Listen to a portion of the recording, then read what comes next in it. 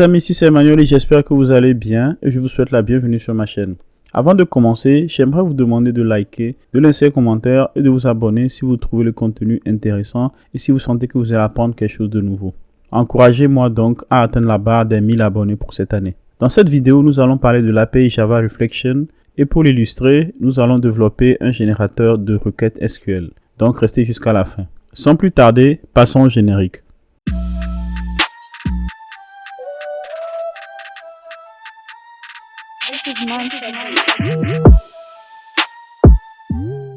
Au sommaire de cette vidéo, nous allons voir qu'est-ce que l'API Java Reflection, les applications et les domaines de l'API Java Reflection, comment utiliser cette API.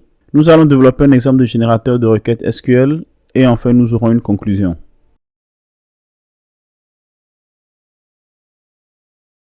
L'API Java Reflection permet d'inspecter les informations contenues dans une classe. Il s'agit ici de la liste des variables membres, des méthodes, de leur visibilité, c'est-à-dire si elles sont privées, protected ou publiques. C'est un mécanisme présent dans les autres langages de programmation dont C#. Surtout, c'est sur cette API que se repose l'implémentation d'un framework d'injection de dépendances, les ORM tels que Hibernate ou encore des IDE tels que IntelliJ. C'est un concept très important à connaître car vous serez amené à utiliser dans vos programmes cette API. Comme indiqué plus haut, les domaines d'application sont nombreux. L'API de réflexion est utilisée dans les conceptions de frameworks tels que JPA, Spring, JUnit pour ne citer que ces derniers, et aussi dans la conception des IDE, notamment avec IntelliJ, NetBeans et puis Eclipse. En gros, vous voyez le schéma.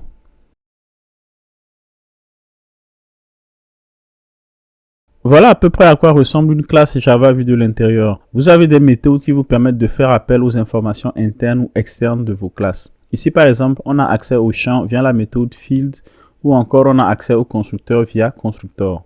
Dans cette classe qui ne m'appartient pas, car je l'ai emprunté du site Crunchyfy, on constate qu'on peut avoir accès aux informations d'une classe de deux manières. En instanciant un objet de type classe et en faisant appel à la méthode static_for_name. En gros, c'est l'objet de type classe qui permet de manipuler l'API de réflexion. L'autre méthode, c'est de faire appel à la méthode getClass qui est accessible par défaut dans toutes les classes. Nous allons voir dans un exemple plus pratique comment ça fonctionne. Nous allons créer maintenant un exemple de générateur de requêtes SQL. Ce sera une forme d'ORM.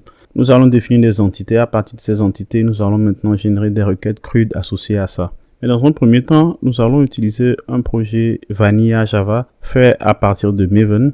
Et la première chose que nous allons faire, c'est de définir la version de Java que nous voulons utiliser pour la compilation. Donc, pour ce faire, nous allons ajouter les propriétés suivantes ici dans Maven pour lui indiquer qu'on veut compiler avec Java 17. Dans la balise propriété, évidemment.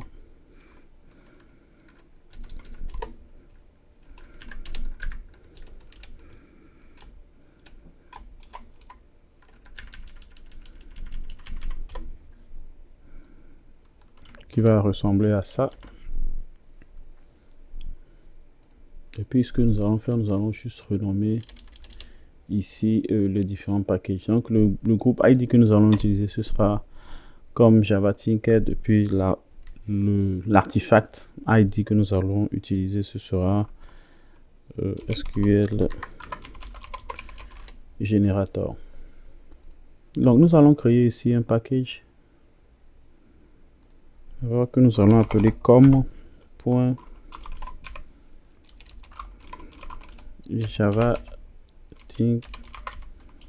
Tinker, que je vais appeler réflexion. Oui.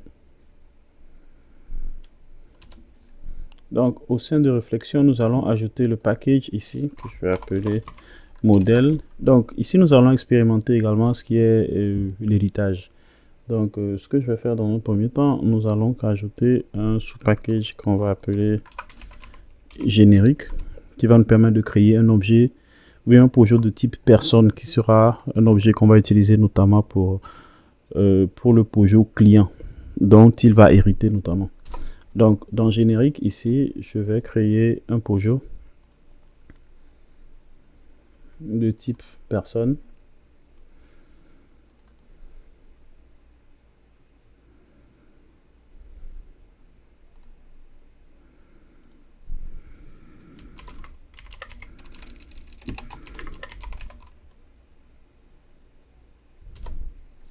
Juste avant de procéder à ça, nous allons ajouter une autre dépendance qui est la dépendance de Lombok qui va nous permettre de générer automatiquement les getters et les setters. Donc pour ça, je vais ajouter une propriété ici pour indiquer la version de Lombok que je veux utiliser.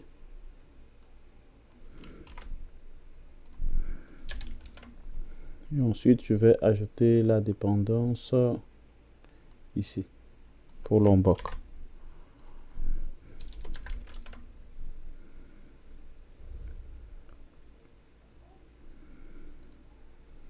Évidemment, ce sera dans la balise dependencies.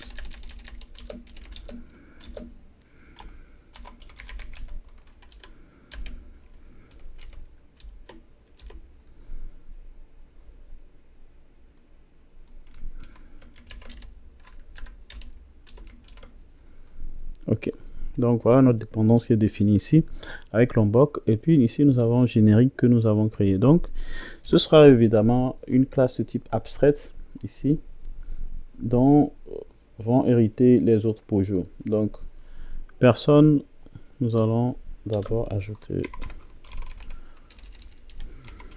abstract personne. Ensuite, ce que nous allons faire, c'est que nous allons ajouter la notation ici data qui vient de Lombok pour dire que donc il saura nous générer les getters et les setters. Donc, ce que je vais faire, moi, pour pouvoir exploiter de manière efficace mon Pojo via la réflexion, ce que je veux faire, je vais définir des variables statiques qui contiennent par défaut les noms des propriétés. C'est-à-dire, c'est des noms qui correspondront à ce qu'on aura dans les classes. Ça, c'est inspiré un peu de ce qui se fait dans l'API de gestion des données dans Android. Mais on aurait pu utiliser notamment des annotations pour pouvoir indiquer avec le colon name. Mais là, on n'est pas sur un ORM poussé, donc on va aller simplement, on va se servir des outils qui nous permettent de gérer facilement tous ces aspects et d'avoir accès aux propriétés. Donc, ce que je vais faire, je vais commencer à définir les propriétés d'une personne. Donc, public static final string. Donc ici je vais l'appeler field id pour dire que c'est le champ appelé id. Donc pour aller vite, on va recopier tout ce que nous avons ici pour pouvoir définir les différentes propriétés. Donc pour moi, un objet qui doit hériter de personne héritera notamment des propriétés suivantes: l'id, the first person, first name, last name, le téléphone, l'email, le gender, c'est-à-dire pour dire le sexe, et puis son adresse. Donc, notamment, il me restera à définir les propriétés qui vont contenir les données, parce que ça, c'est les noms des colonnes. Pour ça, je vais refaire la même chose. Je vais les définir eux comme protected. Donc, je vais dire long id.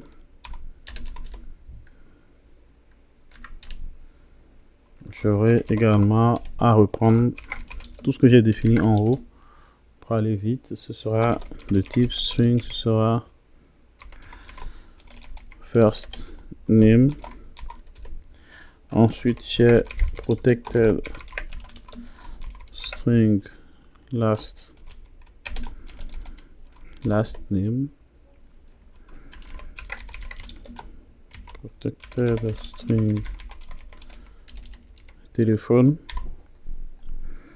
Et ainsi de suite. Donc pour aller vite, je vais juste recopier la suite ici, ça va nous permettre de gagner du temps. Donc gender ici notamment, c'est un type également qu'on doit définir.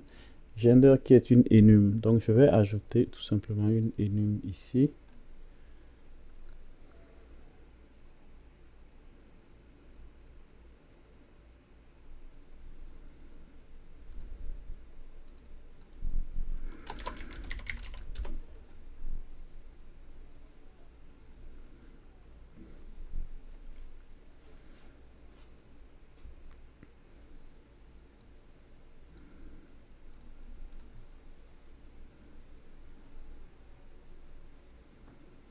Donc je vais arranger un peu tout ça. Ici, je vais appeler ça enum.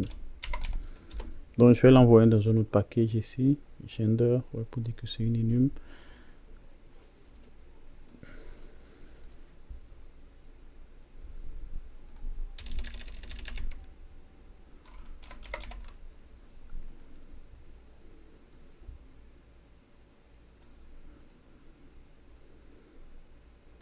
Donc, je vais le renommer rapidement avec la touche Shift F6 pour le mettre au pluriel. Et là, je pense que ça va passer. Donc, ça vient comme ça. Je le déplace ici et puis tout est correct. Donc, tout est OK maintenant.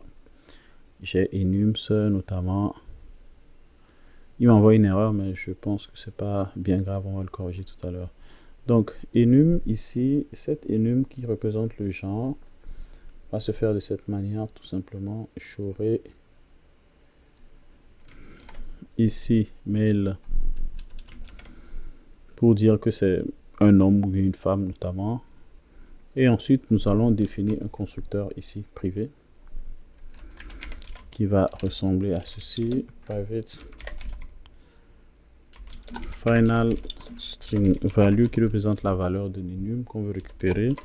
Ensuite, on a un constructeur privé ici qui prend en paramètre la value et va nous faire 10 value égale à value. Et ensuite, on aura la méthode getValue qui nous renvoie la valeur qu'on veut récupérer.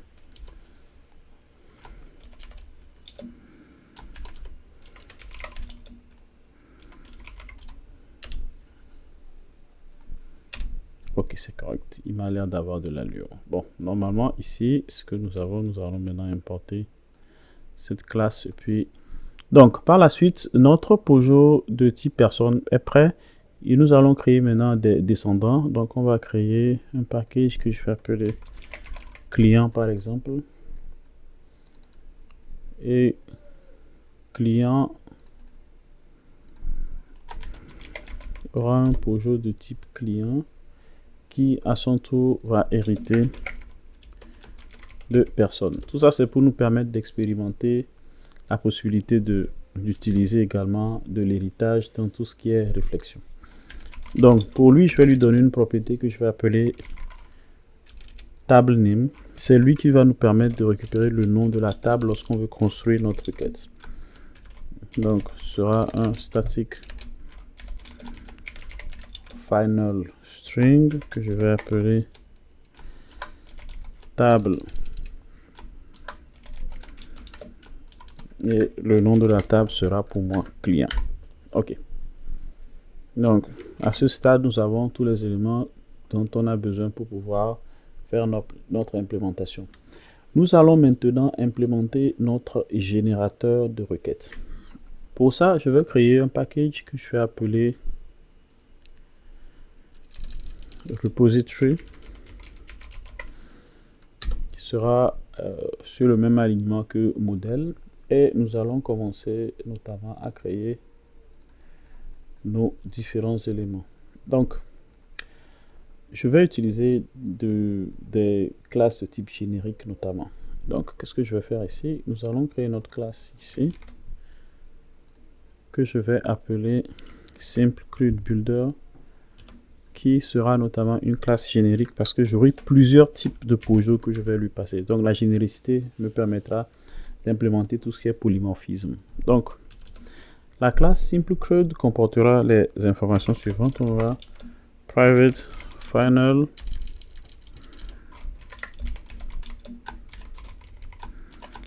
classe T qui indique le type de la classe. Ensuite, nous aurons private string builder. Le string builder, c'est lui qui va nous permettre de construire nos requêtes.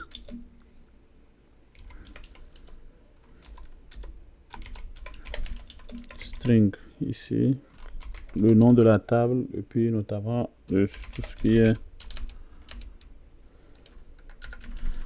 Bon, je dois ajouter un private ici, oui. Private string ID. Donc ça, c'est les informations qu'on retrouvera à chaque fois. Bien sûr, il nous faut maintenant ajouter un constructeur.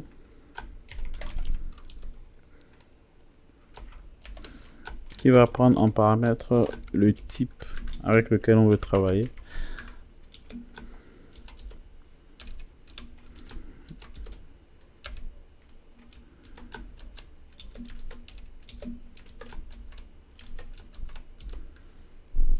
Et on va en faire 10 type égale à type. faire this table qui est égal à extract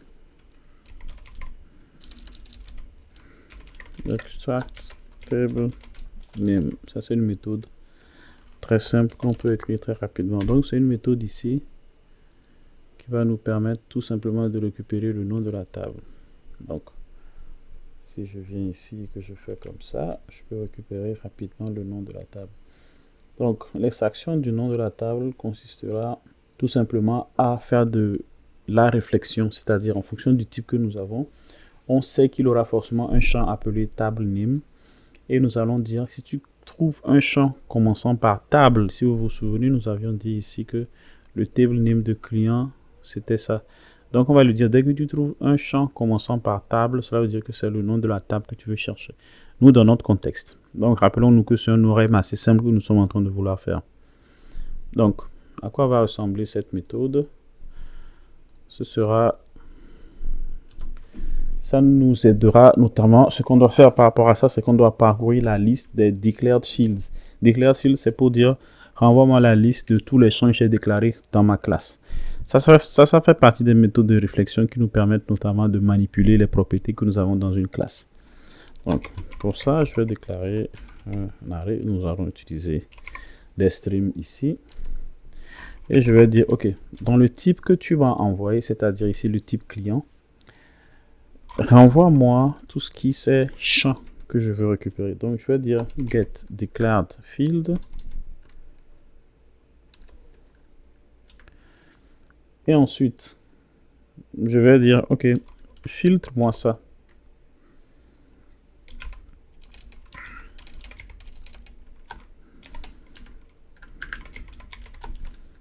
Table field.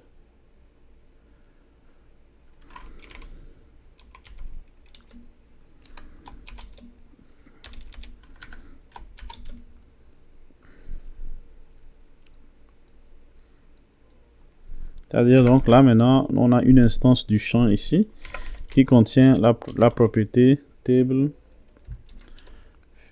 qui contient la propriété getName, c'est-à-dire getName, et je fais un start with. Ok, donc ça veut dire que dans la liste des champs que tu as, vérifie-moi si tu trouves un champ dont le nom commence par table, c'est que c'est le nom. Donc tu vas me faire un find first pour me dire que c'est ce que tu veux. On va faire des trucs comme des gens assez sérieux. On va quand même faire un test pour voir s'il est présent avant de l'utiliser. Donc on va faire if present. Donc value, on va utiliser l'expression lambda ici pour dire ok.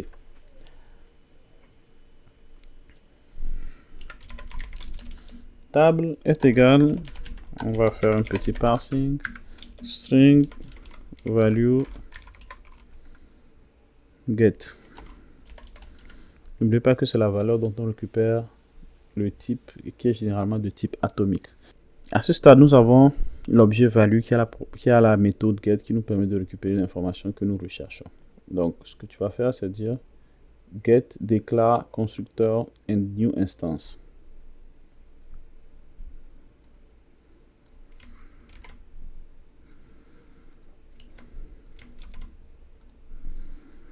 Vu que tout ce qui est en rapport avec la réflexion n'est pas sans risque, il faut toujours la traiter au sein d'une exception. Donc on va l'entourer d'un try catch ici.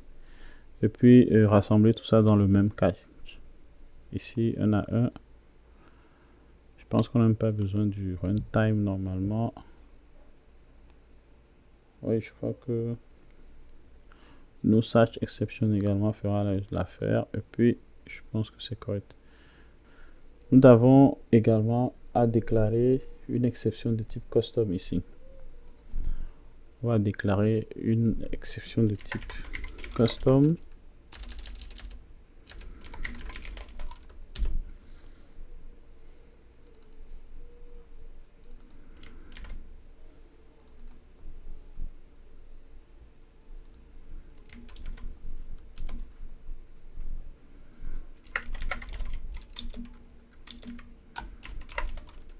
Runtime exception. Ok, donc cette exception là c'est nous-mêmes qui la définissons ici. C'est pour pouvoir mieux gérer tout ce qui est erreur et puis tout ça. Donc c'est souvent une bonne pratique de définir ses propres exceptions. Ça nous permet d'avoir un meilleur contrôle sur ce qu'on fait. Donc ici, au lieu de générer une runtime exception, on va plutôt générer une type reflection exception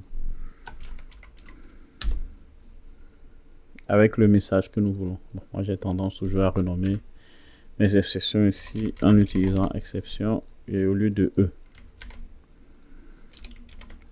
C'est la même chose, vous pouvez le garder E, mais pour moi le exception est beaucoup plus explicite. Donc une fois que je fais ça, à la fin j'ai récupéré mes éléments. Ce qui me reste à faire maintenant, c'est de renvoyer la table. Donc je vais faire return table. Donc j'ai récupéré ma table déjà ici. Donc ici j'ai déjà construit mon objet et puis je sais que j'aurai accès à la table qui a été définie. Ok. Ensuite, par rapport à ça, les méthodes les plus importantes que j'ai en fait dans cette classe, c'est les méthodes suivantes: build, find by id query. Nous aurons build, find, all query, c'est-à-dire qui permet de faire un select all. On a le build, insert query, build, update query, et on a le build, delete query. Vous voyez à peu près l'idée. Mais pour ça, nous allons définir un ensemble de méthodes privées qui vont nous permettre de définir tout ça. Donc, la liste des méthodes privées que nous allons définir sont les suivantes. On va commencer par définir la méthode qui permet d'extraire la liste de tous les champs. Donc, pour ça, nous aurons à définir une méthode privée ici, qui sera un tableau de type field que je vais appeler extract fields, qui prend en paramètre la classe type T toujours. Et lui, son rôle, c'est que quel que soit le type que je lui donne, lui, son rôle sera d'extraire toutes les propriétés d'une classe. Donc, je vais quand même vérifier si le type que j'ai a une super classe, c'est-à-dire un parent.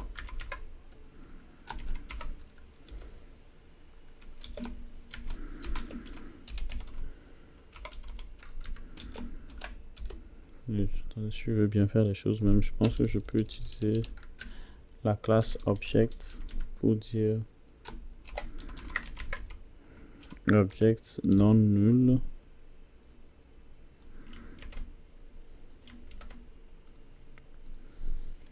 Donc si c'est non nul, alors j'ai fields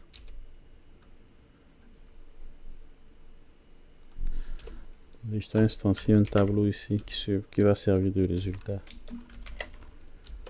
Fields. Donc si fields, le rôle de la méthode extract field est tout simplement d'extraire la liste des propriétés que nous avons en fonction du type que je lui passe en paramètre. Pour ça, nous aurons cette méthode là. Il suffit simplement de renvoyer ça. Ici, on vérifie s'il a des parents ou pas. Donc, s'il a des parents, c'est qu'il devra aller récupérer les propriétés au niveau du parent. Le cas que nous avons ici, c'est personne et client notamment. Les propriétés primaires se retrouvent dans l'objet parent qui est personne. Donc, ici, qu'est-ce que je dis? Récupère ça et récupère-moi directement les champs si on n'a pas de parents.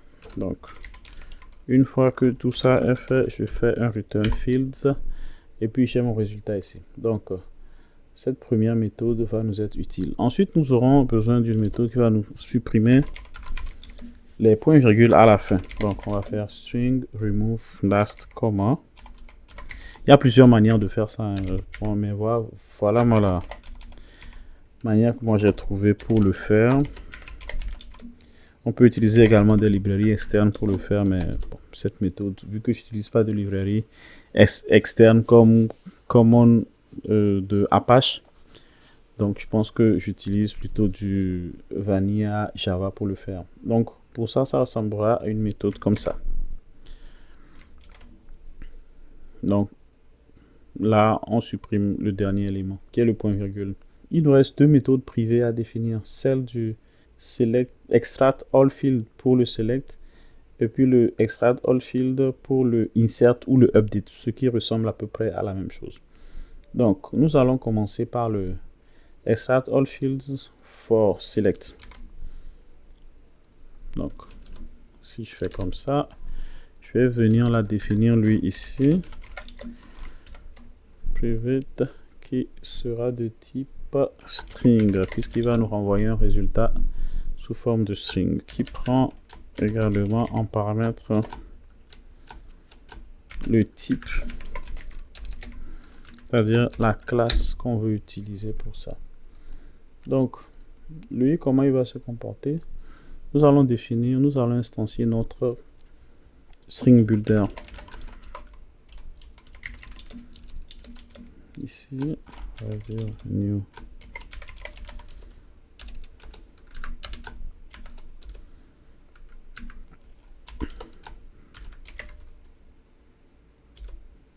On va déclarer un tableau de type fields.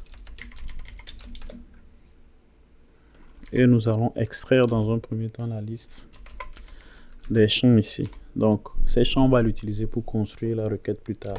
Donc, j'utilise un stream que je vais utiliser pour transformer mon tableau et je peux lancer un for each là-dessus. Ok, donc je vais lui dire pour chaque champ que je veux utiliser, voilà ce que tu dois me faire. Je vais recopier le code ici et on va le commenter. Donc ici, qu'est-ce que je fais? Je récupère tous les champs qui commencent par field. Si vous vous rappelez, on avait défini tout ça ici. C'est à partir d'ici qu'on le sait. Donc je lui dis, extrais-moi tous les champs que tu as ici. Et tous ceux qui commencent par field, c'est les noms de mes champs. Et c'est ce que je vais utiliser pour générer ma requête. Donc notamment, une fois que je fais ça, je viens ici et je lui dis, ok, une fois que tu as un truc qui se termine par ID, alors récupère-moi l'ID. Lui, il a un traitement particulier. Et ensuite, tu utilises le string builder pour faire la concaténation et puis tu me laisses séparer par des virgules. Ensuite, ce que tu fais, tu m'extrais la table ici. On extrait déjà le nom ici en principe, mais bon, on peut le garder. Je pense qu'on peut le prendre comme objet de refactoring. Ça pourra nous aider par la suite. Là, ce que je fais ensuite, c'est que je lance une exception et puis je renvoie notamment mon résultat via la méthode remove last comma que je vais utiliser de ce côté.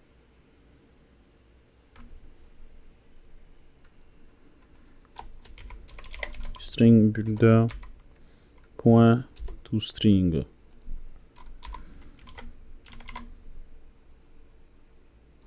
Donc par la suite, la deuxième requête que nous allons mettre en place, c'est la requête d'extraction des inserts et puis des updates.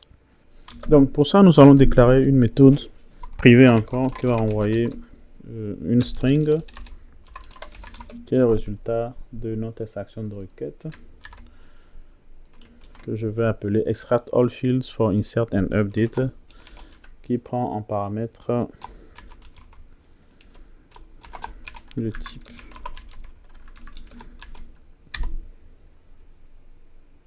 donc un peu comme la requête précédente. Il instancie un string builder, il définit un champ et en parcourant les champs, nous allons builder cette requête d'une autre manière. Donc, de la même manière, on a une stream ici of fields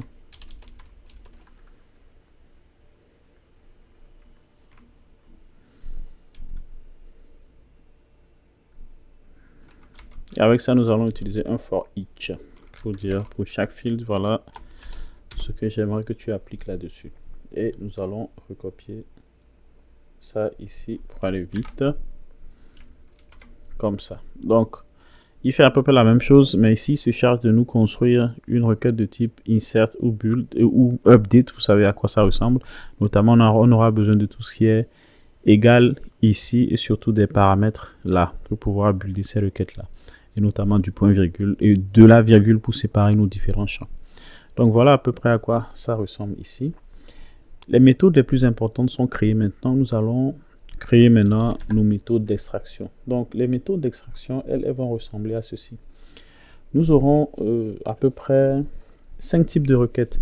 Un pour faire un find by, un pour faire le find all, c'est-à-dire le select all, insert, update et puis delete. Donc nous allons écrire ces requêtes rapidement. Et là, nous nous servons des fonctions privées, des méthodes privées que nous avons créées pour pouvoir faciliter l'utilisation et puis la génération des requêtes. Donc ici, ce que je vais faire, je vais commencer à créer le find by ID query, type string, appelé find by ID query.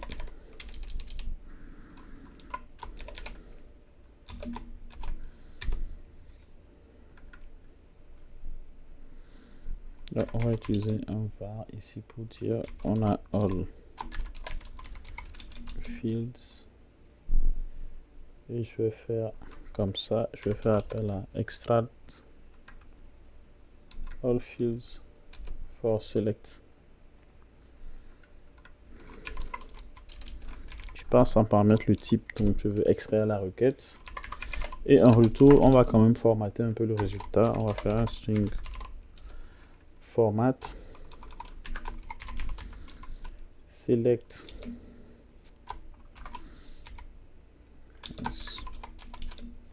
from, ici on met le nom de la table, where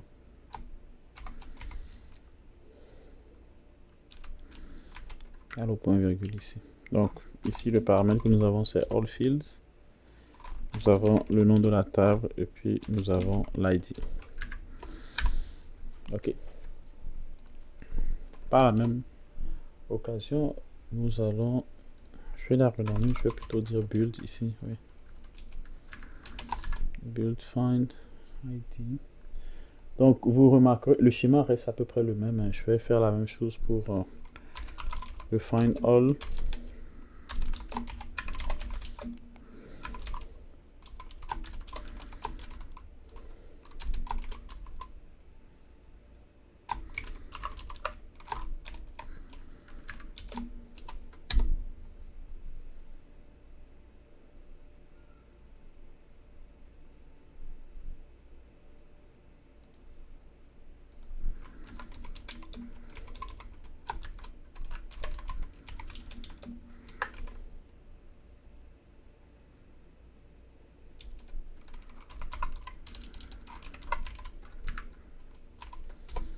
Ok, donc ici c'est la même chose, nous allons formater ça et pouvoir construire notre requête à la fin. Voilà.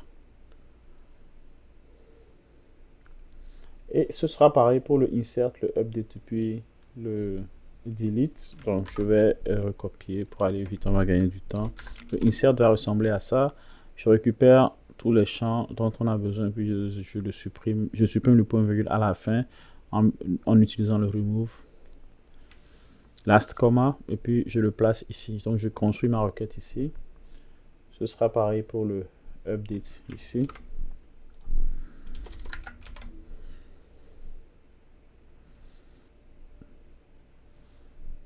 Là et par la suite j'ai également le delete. Donc le delete est assez simple, hein. Donc on n'a pas besoin de créer de méthode là-dessus pour pouvoir extraire. Ça ressemble à ça et puis il faut juste passer en paramètre le nom de la table qu'on a déjà extraite en haut là-bas. Donc voilà à peu près à quoi ressemble notre générateur de requêtes. Nous avons des erreurs qui s'affichent. On va vérifier en quoi consistent ces erreurs là. Ici, qu'est-ce que j'ai? J'ai le if statement. Oui, je n'ai pas fait de return. Ouais, c'est important. Il faut toujours faire un return ici. Sinon, tout ce qu'on fait ne nous donnera aucun résultat. Donc ici, je dois faire un return de string builder to string, c'est-à-dire pour avoir le résultat. Ok, donc je pense que toutes nos méthodes sont prêtes. Notre classe est prête et maintenant nous allons essayer de la tester. Donc pour ce faire, nous allons faire un alt entrée ici qui va nous proposer cette petite fenêtre ici et nous allons faire create text. On va créer un test de type JUnit 5 et puis ce qu'on veut, ce sont ces méthodes, mais bon, on va pas forcément le mettre pour le moment, au moins qu'il nous crée la classe d'abord et puis on saura comment le faire. Donc nos tests consisteront à vérifier si nos requêtes sont très bien générées. Donc si je fais comme ça, je vais juste faire ceci. Donc ma classe de tête va ressembler à ça. Voilà mes requêtes que je suis en train de vouloir avoir en générant tous mes éléments. Et ça, je veux le tester avec client notamment. Donc, voilà à quoi ça va ressembler nos expected queries. Ensuite, ce que nous voulons tester, ce sera le query builder ici. Je vais faire un private simple query qui va prendre en paramètre client ici, et puis je vais faire query builder. Ok, donc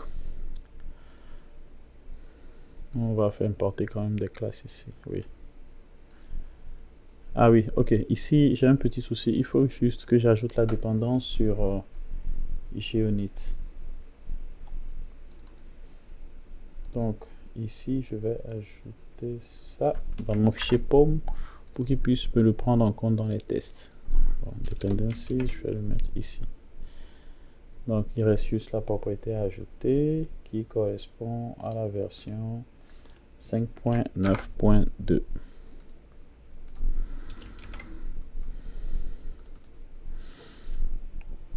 5.9.2. Ok, donc c'est correct. Maintenant, dans notre classe, nous allons essayer d'écrire nos tests unitaires en espérant que tout se passe bien. Ce qu'on devrait avoir, c'est une génération de requêtes qui correspond exactement à ces requêtes que nous avons définies ici. Donc, si j'ouvre ma classe là, nous allons quand même mettre en place un petit setup parce qu'on veut instancier notre objet au tout début. On va faire public void setup. Donc notre query builder, on va l'instancier. Il sera de type new simple query builder, mais qui va prendre en paramètre un objet de type classe. Voilà. Donc les différentes méthodes que nous voulons tester, c'est nos 5 méthodes: find all, find by, insert, update et puis delete. Donc on va pas trop se casser la tête, je vais juste recopier les tests que j'ai ici pour aller vite, puis nous allons voir à quoi ça ressemble. Donc le premier test que nous voulons faire, c'est de tester si le find by id query fonctionne bien. Donc le find by id query, qu'est-ce qu'il va faire? Il doit me générer normalement une requête qui correspond à ce que j'ai ici. Ainsi de suite, le find all devra faire pareil, le insert devra faire pareil, le update pareil, et puis le delete pareil. Donc normalement, si je lance mes tests unitaires ici, je devrais avoir un résultat positif, sauf erreur.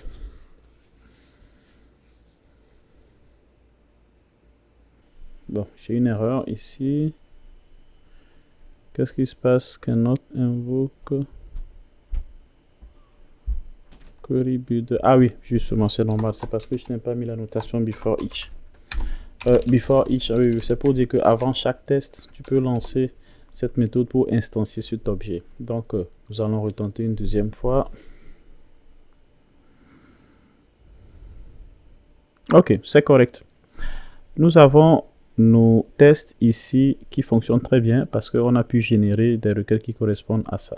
Voilà à peu près. Donc, si vous voulez, nous pouvons juste débugger rapidement. On va enlever ça. Pour notre classe un peu plus propre, nous allons débugger un peu cette méthode-là pour voir. Donc, on va lui dire, lance-le en mode debug. Ok.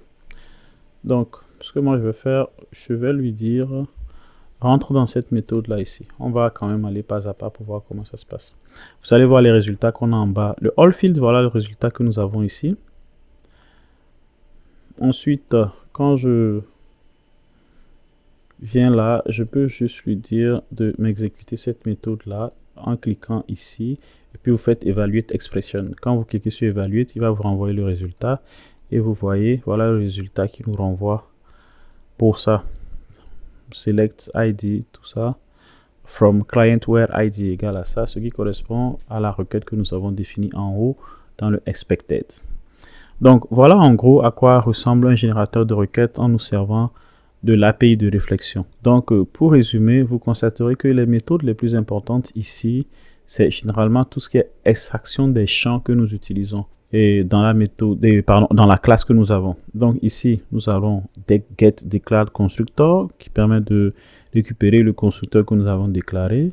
Quelque part également, nous avons eu à faire un get fields pour dire qu'on veut récupérer la liste des champs que nous avons. Et quelque part également, nous avons dû utiliser get superclass pour vérifier que nous avons de l'héritage, bien sûr, nous avons une interface. Donc, tout ça, c'est des méthodes qui existent dans l'API de réflexion qui vous permettent de bien manipuler vos classes et de les utiliser pour pouvoir développer vos applications. Donc, j'espère que vous avez appris quelque chose de nouveau et nous passons à la conclusion maintenant.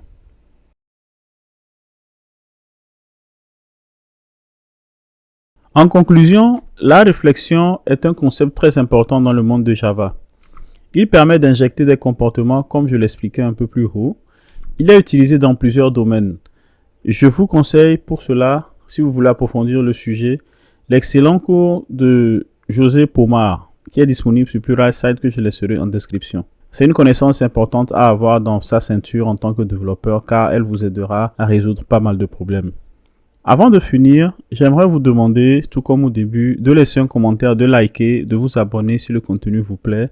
Aidez-moi à atteindre la barre des 1000 abonnés pour cette année. Sur ce, je vous souhaite un happy coding.